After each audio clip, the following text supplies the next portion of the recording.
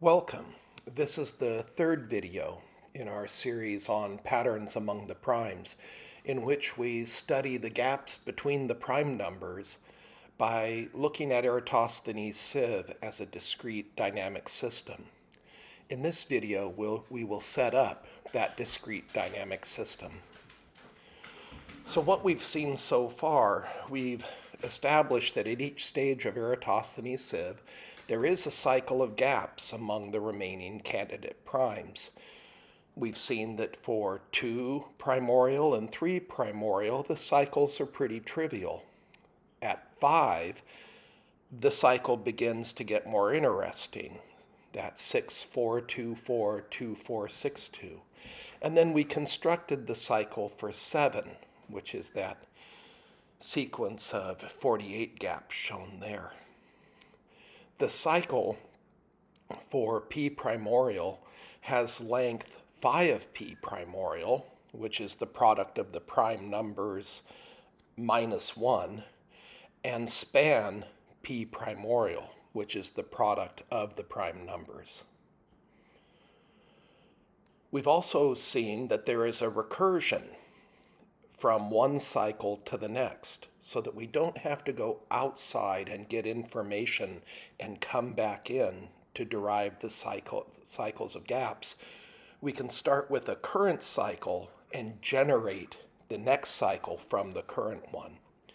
The 3 steps, we calculate the next prime, that's simply the first gap plus 1.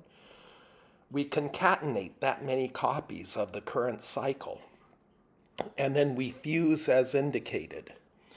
So we add together the first 2 gaps, and then we use the element-wise product of new prime times the elements of the current cycle, and we use those to get the running sums between the remaining fusions.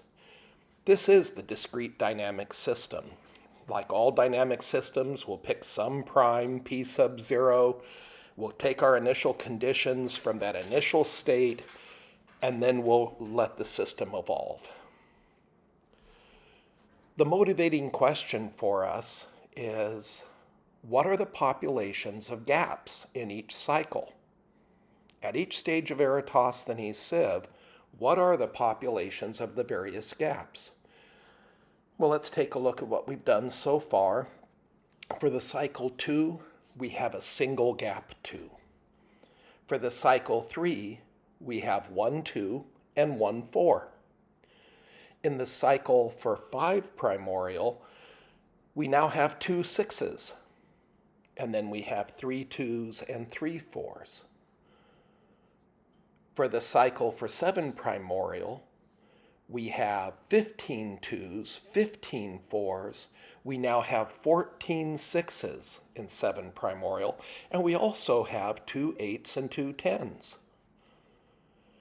We could advance this to the cycle 11, and there we'll see that the number of 2s and 4s are now 135.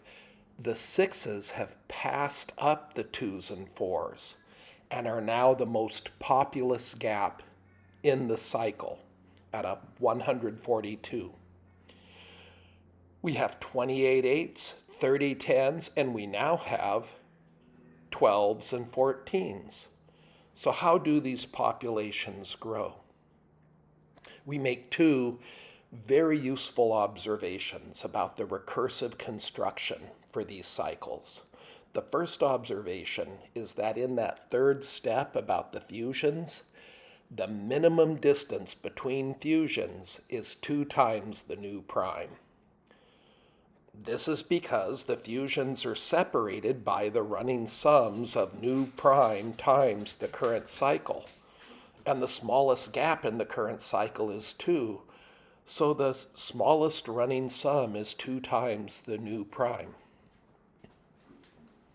The second observation is that in that third step, each possible fusion in the current cycle occurs exactly once.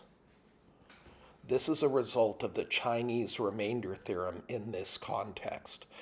So when we look at that G5, those 8 gaps, each of the 8 possible fusions in that cycle will occur exactly once in creating the cycle for 7 primordial. So with this information, we can develop exact population models for the gaps 2 and 4. So let's highlight, use the example of creating G7 primordial from G5 primordial. Let's highlight one of the 2's. We've highlighted it here in red. In step R2, when we concatenate the 7 copies, we create that many copies of that gap. So that gap 2, that highlighted 2, we now have 7 copies of that 2. And then when we fuse in that 3rd step of the recursion, 1 copy will be fused on the left-hand side, and 1 copy will be fused on the right-hand side. And those are circled here. This is a result of observations 1 and 2. By observation 2, we know both those fusions occur, and from observation 1, that minimum distance between fusions, we know that those 2 fusions have to occur in separate copies. So we have nu prime minus 2 copies of the 2's survive into the next cycle. And this is instance of the gap by instance of the gap. Well, with this, if every gap 2 in the cycle has nu prime minus 2 images surviving into the next cycle, then we get this equation. The population in the new cycle will be nu prime minus 2 times the population in the current cycle. And we can run that backwards all the way back to the starting point. And the number of 2's is the product from 3 to the nu prime of q minus 2, of the prime minus 2. This is exactly the same analysis for the gap 4. And so the number of 4's is equal to the number of 2's, and they both have that expression. The gap 6 is a little more interesting. For the gap 6, the replication analysis, as long as we work with primes bigger than 3, gives us that factor of nu prime minus 2. And so here in our example, going from the cycle for 5 primordial to the cycle for 7 primordial, we've highlighted the 2 6's in green. And so we can see in the second step all those green 6's. Those are the replications. And we have circled the fusions that eliminate copies of those 6's. So the replication analysis applies.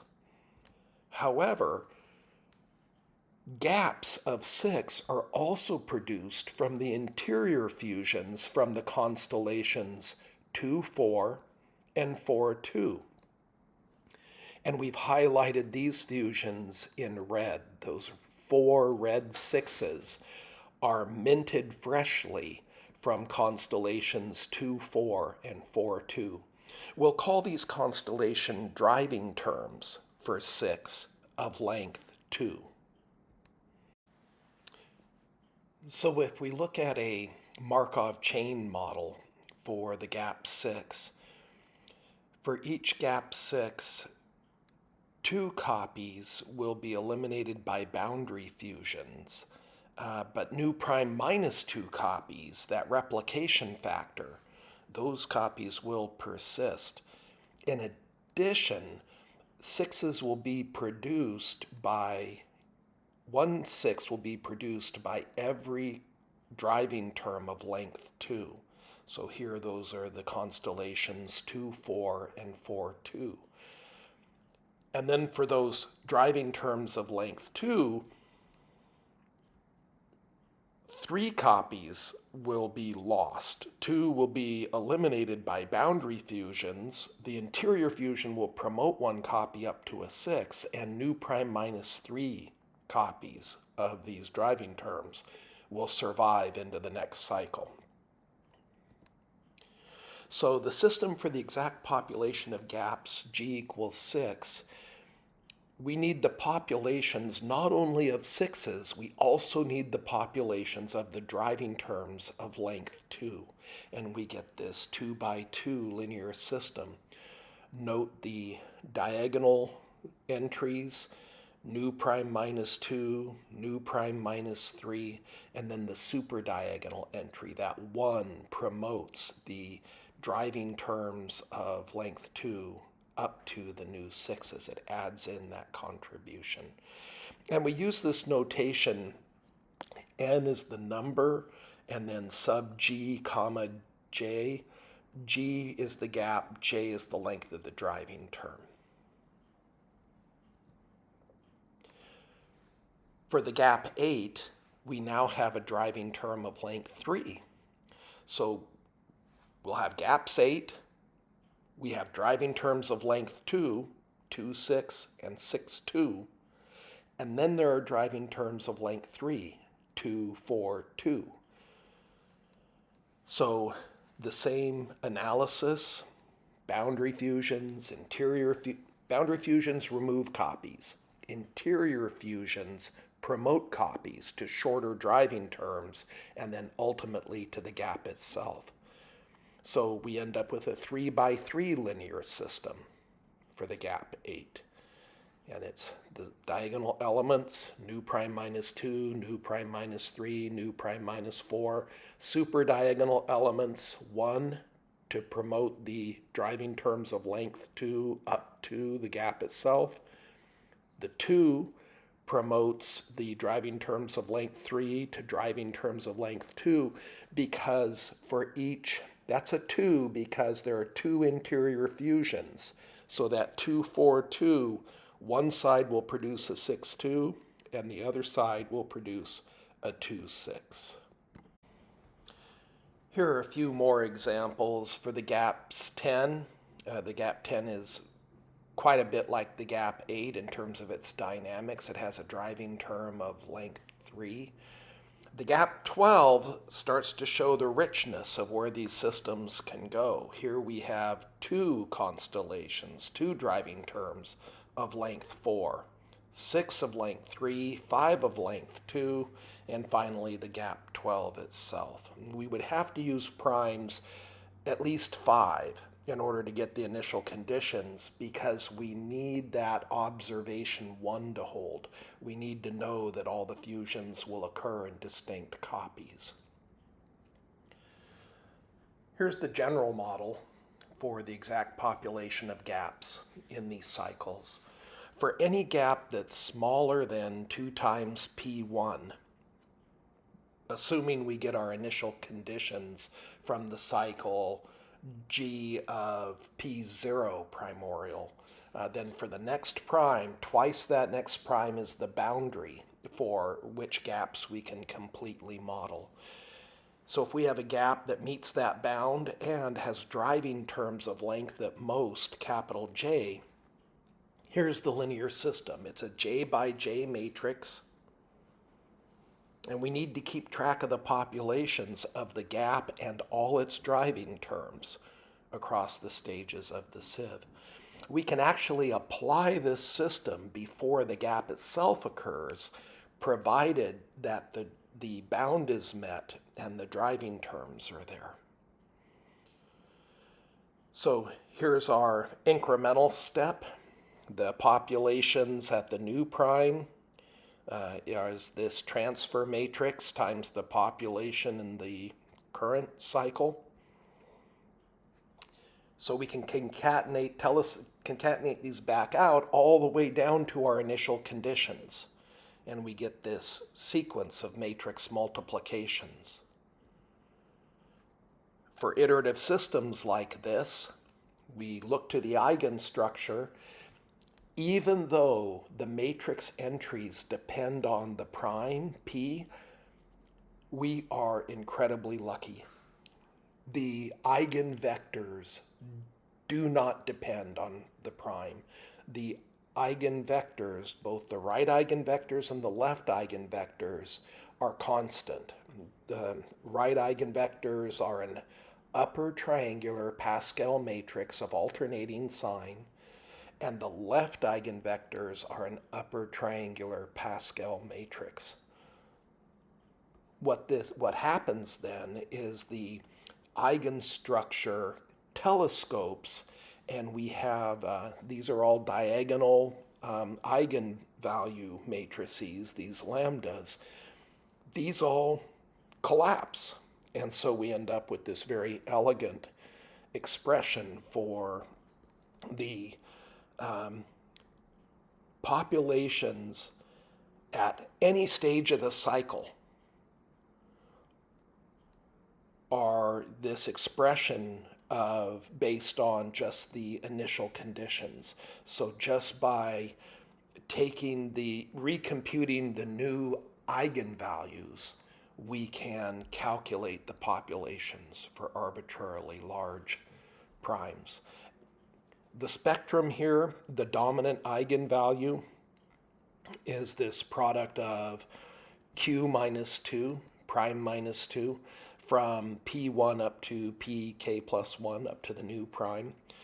And the jth eigenvalue is q minus j minus 1, as q runs through the primes from p1 up to the new prime. Notice that all of these models for the populations of gaps, they are all super exponential. So once we have the initial populations for a gap, for G in its driving terms, in a cycle for which G satisfies that bound 2 times the next prime, we can calculate the populations in all subsequent cycles.